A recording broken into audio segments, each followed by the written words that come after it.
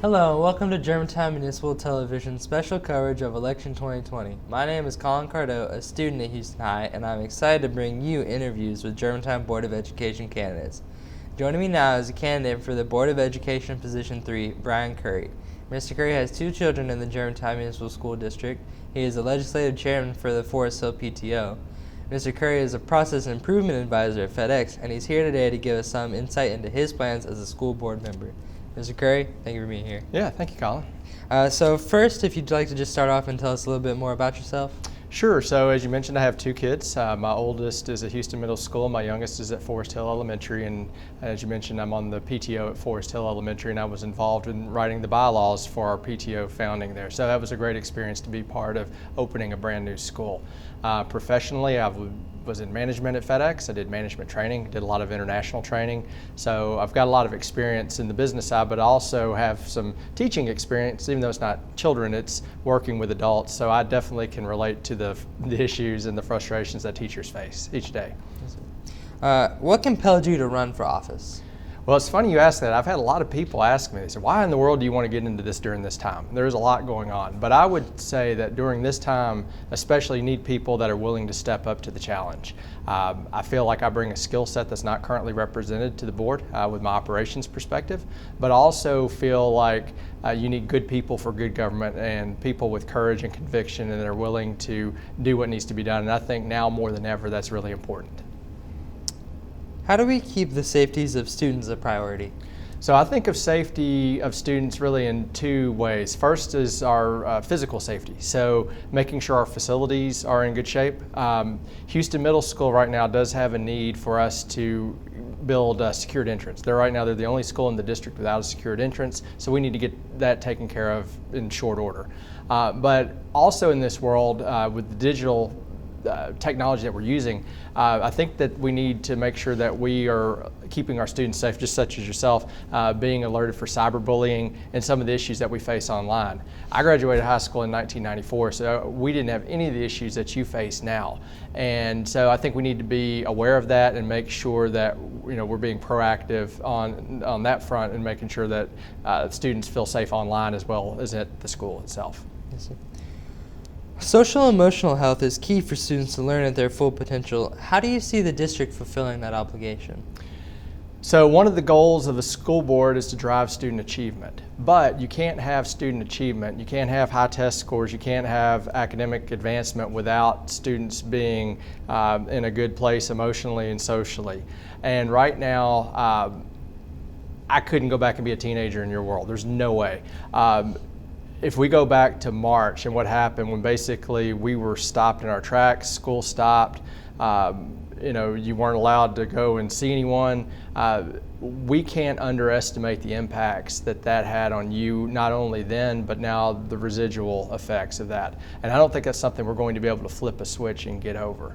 I am very aware of that. I saw it with my own kids. They didn't get to play with their friends. It was just chaos. And high school kids missed prom, the graduation, so our worlds were turned upside down. Right now, we need an all-hands-on-deck approach. We need to make sure that we're engaged with our community partners. We have people that are willing to help. I will say that we can't tackle this alone. So we need an all-hands-on-deck approach to make sure that we are meeting the needs of our students.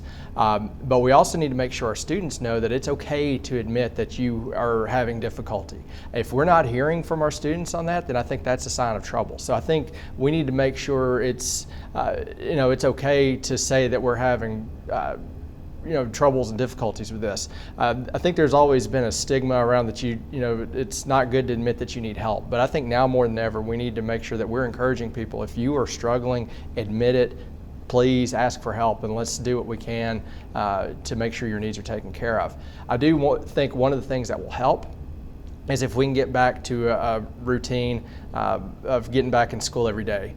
I think it's hard for us to see how we're doing emotionally with our students if we're on a Zoom meeting or looking through a webcam. I don't think we see what we see there as we do in person in the classroom. So I think getting back isn't going to solve the problem, but I think it's a step in the right direction. Yes, sir. As the district continues to grow, what are your visions for expansion in the future? So for facility expansion, Houston Middle School is in desperate need of an expansion. I'm a little concerned about Riverdale. Riverdale has been pretty close to capacity, so I think we have to keep our eyes on Riverdale to make sure that we're not in an overcrowding situation there also.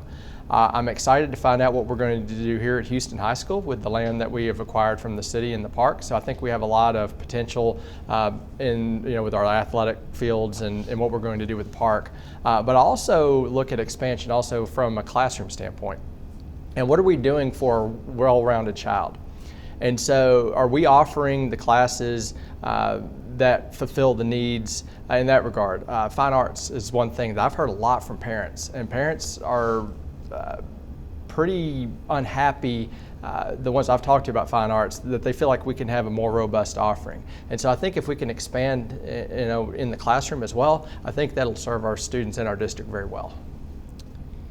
The Germantown Municipal School District is one of the best in the state. How do you plan to strengthen communication between the Board of Mayor Aldermen and the Board of Education and increase its support for our schools? Yeah, so we have a fantastic district. I always tell people that people don't move to Germantown because of our AAA bond rating. They move here because we have a fantastic school system. I reached out to all 7 alderman candidates as they filed. I would see when people would file, so I sent them each an email, and I've talked to 5 of them in person.